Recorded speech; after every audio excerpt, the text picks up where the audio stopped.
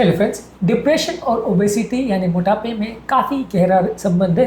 काफ़ी केसेस में दोनों साथ में देखे जाते हैं। अक्सर जो देखा जाता है कि मोटापे से पीड़ित लोग ज़्यादा डिप्रेस्ड होते हैं। ऑब्वियसली इसको समझना तो बहुत आसान है, क्योंकि अगर कोई व्यक्ति को मोटापा है और लोग उसको ताना दे रहे हैं तो वो डिप्रेशन में चला जाएगा। लेकिन इसका उल्टा भी बहुत सही है और बहुत सच है कि बहुत सारे लोग जिनको डिप्रेशन होता है उनको ओवर ईटिंग की वजह से ओबेसिटी ज़्यादा हो जाती है। आज हम इन दोनों प्रॉब्लम्स और बीमारियों का कोरिलेशन को समझने का प्रयास करेंगे, ताकि हम इस एस्पेक्ट को भी समझ पाएँ। और अगर कोई व्यक्ति मोटापे की प्रॉब्लम के साथ आता है तो उसके डिप्रेशन को हम इग्नोर ना करें, क्योंकि अक्सर इस तरह के पेशेंट में जब डिप्रेशन को हम भूल जाते हैं, इग्नोर कर देते हैं और ट्रीट नहीं करते हैं, तो ये फ़ायदे के बदले नुकसान का सौदा हो जाता है और पेशेंट अपने प्रॉब्लम और मोटापे से भी बाहर नहीं निकल पाता है और ना ही अपने डिप्रेशन से। तो ये दोनों प्रॉब्लम क्योंकि साथ साथ आते हैं, साथ ही एक पेशेंट में देखने को मिलते हैं, तो दोनों में से किसी भी एस्पेक्ट को इग्नोर करना सही नहीं है। दोनों का साथ में ट्रीटमेंट करना ज़रूरी है। इसलिए हम इस अंडरस्टैंडिंग को डेवलप करने का प्रयास करेंगे, दोनों में रिलेशन क्या है। टॉपिक पे जाने से पहले जो लोग हमारे चैनल पर नए हैं उन्हें रिक्वेस्ट करूँगा कि चैनल को सब्सक्राइब करें, वीडियोस को लाइक करें, शेयर करें, फॉलो करें, कमेंट करें, पूरा देखें। टॉपिक इंपॉर्टेंट है, इसे एंड तक देखिएगा। चलिए शुरू करते हैं।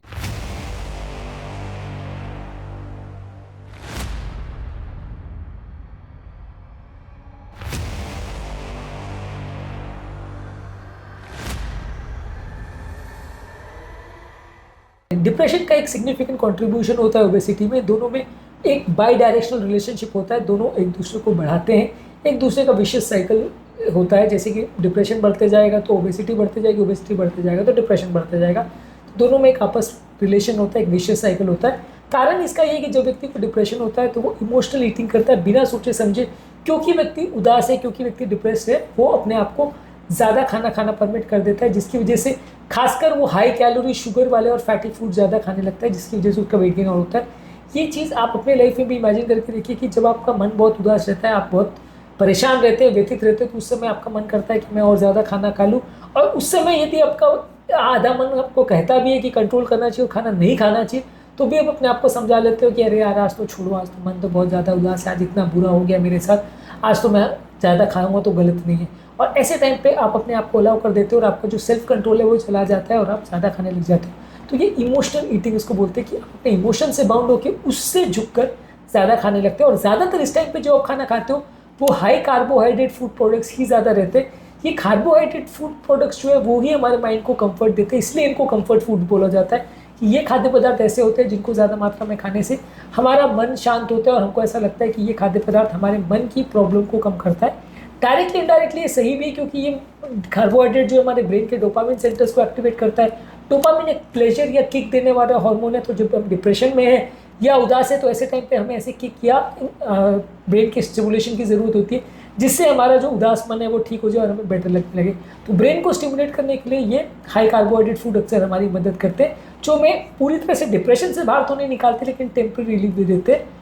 इसके अलावा कई बार डिप्रेशन वाले पेशेंट्स में कई बार लोगों का एपेटाइट भी चला जाता है, लोगों का इरेगुलर ईटिंग पैटर्न हो जाता है। कई बार डिप्रेशन वाले पेशेंट बहुत ज़्यादा दुबले भी हो सकते हैं। ऐसा ज़रूरी नहीं कि हर डिप्रेशन वाला पेशेंट मोटा ज़्यादा होगा। कई डिप्रेशन वाले पेशेंट ज़्यादा दुबले भी हो सकते हैं कि लोगों का खाने में इंटरेस्ट चला जाता है और जिसकी वजह से अनएक्सपेक्टेड या अनरियलिस्टिक वेट लॉस होता है, बहुत ज़्यादा वेट लॉस होता है, अनइंटेंशनल वेट लॉस होता है। बिना इच्छा के ही व्यक्ति का वजन कम होने लगता है। व्यक्ति ऑलरेडी दुबला पतला है लेकिन और दुबला पतला या और कमज़ोर होता जाता है। तो डिप्रेशन से खाना हमेशा ज़्यादा ही खाएगा ऐसा ज़रूरी नहीं है, कम भी खा सकता है। काफ़ी लोगों में ऐसा देखा जाता है कि मोटापा ज़्यादा देखने को मिलता है। इसके अलावा लोगों का मन में फिजिकल एक्टिविटी के लिए भी मोटिवेशन चला जाता है। जब व्यक्ति डिप्रेस होता है तो एक्सरसाइज करने के लिए भी जो मन को एनर्जी देने के लिए जो मोटिवेशन चाहिए होता है कि आप एक्सरसाइज करने के लिए जाओ, वो कंपैरेटिवली कम हो जाता है। आपकी लाइफस्टाइल बहुत ज़्यादा सेडेंटरी और शिथिल हो जाती है, जिसकी वजह से एक्स्ट्रा वेट गेन और ओबेसिटी होता है। डिप्रेशन की वजह से हम बहुत ज़्यादा शिथिल, बहुत ज़्यादा कमज़ोर भी हो जाते हैं, बहुत ज़्यादा हमारा इंटरेस्ट भी चला जाता है, जिससे भी हमारा वेट बढ़ता है। हमारा बहुत ज़्यादा फटीग और सुस्ती का एहसास भी लोगों को होता है, जिससे आप और ज़्यादा एक्सरसाइज नहीं कर पाते, फिजिकल एक्टिविटी और कम हो जाती है। इससे भी हमारा कैलोरी कंबशन जो है वो कम हो जाता है और हमारा वजन बढ़ता है। इसके अलावा डिप्रेशन वाले पेशेंट्स में हार्मोन रेगुलेशन भी कंपैरेटिवली कम हो जाता है। डिप्रेशन वाले पेशेंट में बॉडी में कॉर्टिसोल लेवल बढ़ जाता है, जो कि एक स्ट्रेस हार्मोन है। ज़्यादा जब ये कॉर्टिसोल बढ़ जाता है तो बॉडी में फैट का स्टोरेज बढ़ता है, खासकर पेट के एरिया में, जिसकी वजह से बॉडी के हार्मोन सिस्टम गड़बड़ा जाते हैं और वजन बढ़ता है। इसके अलावा डिप्रेशन की वजह से हमारे बॉडी के जो हंगर और सैटिस्फैक्टी हार्मोन्स है उनका कंट्रोल भी चला जाता है। हमारा हंगर हार्मोन यानी ग्रेलिन वो ज़्यादा बढ़ जाता है और हमारा सैटिस्फैक्टी हार्मोन जो हमारी भूख को शांत करता है वो उतना काम नहीं कर पाता है, इसकी वजह से भी कई बार गड़बड़ होती है। इसकी वजह से भी या तो बहुत ज़्यादा भूख लगती है, बहुत कम भूख लगती है और हमारा वज़न गड़बड़ा जाता है, खासकर ज़्यादातर केस में वज़न बढ़ता है। इसके अलावा कुछ डिप्रेशन के लिए दी जाने वाली दवा, खासकर सिलेक्टिव सेरोटोनिन रीअपटेक इनहिबिटर्स, जो कि एक तरह का एंटी डिप्रेसेंट है, ये दवा से भी weight gain as a side effect हो सकता है। ये दवा भी हमारी एपेटाइट या भूख को ऑल्टर करता है, मेटाबॉलिज्म को चेंज कर सकता है, हमारी ईटिंग हैबिट्स को चेंज कर सकता है, जिससे वज़न बढ़ सकता है। इसके अलावा कुछ डिप्रेशन के लिए दी जाने वाली दवा जो एंटी साइकोटिक मेडिसिन भी होती है, अगर किसी व्यक्ति को साइकोसिस हो और ज़्यादा साइकेट्रिक प्रॉब्लम्स हो तो उसके लिए भी कुछ दी जाने वाली दवा है जो एंटी साइकोटिक कैटेगरी में आती है। उससे भी वज़न बढ़ता है, उससे भी हमारा फैट मेटाबॉलिज्म चेंज होता है, ज़्यादा भूख लगती है और इससे भी हमारा वज़न बढ़ता है। इसके अलावा डिप्रेशन वाले पेशेंट में नींद अक्सर नहीं आती, स्लीप डिस्टर्ब हो जाती है। स्लीप पैटर्न जब चेंज होता है तो हमारा बॉडी का मेटाबॉलिज्म चेंज हो जाता है, हंगर हार्मोन चेंज हो जाते हैं, एनर्जी का बैलेंस चेंज हो जाता है, इससे भी वजन बढ़ता है। इसके अलावा कुछ जेनेटिक और एनवायरमेंटल फैक्टर्स भी ऐसे हैं जो हमारे डिप्रेशन को और हमारे ओबेसिटी को इन्फ्लुएंस करते हैं। ये जेनेटिक और एनवायरमेंटल फैक्टर्स की वजह से लोग कई बार ज़्यादा खाते हैं, ज़्यादा डिप्रेस भी होते हैं। कुछ एनवायरमेंटल फैक्टर्स जैसे कि लो सोशियो इकोनॉमिक स्टेटस से अनहेल्दी ईटिंग होती है, आप बिना कुछ देखे बिना कुछ सोचे आप खाते हो क्योंकि आपको उसके बारे में नॉलेज या एजुकेशन नहीं होती है। और दूसरा, आप कॉस्टली खाना अफोर्ड नहीं कर पाते हैं, कई बार बहुत हेल्दी खाना बहुत महंगा भी होता है, आप अफोर्ड नहीं कर पाते तो जो मिलता है सस्ता चीज़ आप खाने लगते हो, वो ज़्यादातर कई बार अनहेल्दी फूड प्रोडक्ट्स ही ज़्यादा होते हैं। ख़राब क्वालिटी के पाम ऑयल और इस तरह के बनाए हुए फूड प्रोडक्ट्स अक्सर वज़न बढ़ाते हैं, तो ये सारी चीज़ों से वज़न बढ़ता है।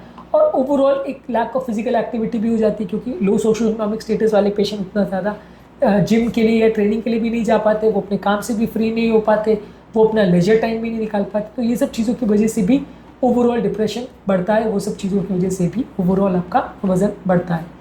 इसके अलावा जो साइकोलॉजिकल फैक्टर्स हैं ये बहुत ज़्यादा नेगेटिव थिंकिंग ले आते हैं, एक सेंस ऑफ होपलेसनेस और एक sense of low self worth लाते हैं, जिसकी वजह से आप अपना ध्यान रखना छोड़ देते हैं, जिसकी वजह से आप अनहेल्दी ईटिंग करने लगते हैं, एक्सरसाइज नहीं करते, खुद का ध्यान नहीं रखते। ये सारी चीज़ों की वजह से वज़न बढ़ता है। ओवरऑल डिप्रेशन और ओबेसिटी के बीच में एक बाई डायरेक्शनल रिलेशनशिप है। जब डिप्रेशन बढ़ेगा तो ओबेसिटी बढ़ेगी, ओबेसिटी बढ़ेगा तो और डिप्रेशन होगा। तो ओवरऑल दोनों को ही एक साथ समझना, ट्रीट करना और दोनों के कारणों पर वर्क करना ज़रूरी है।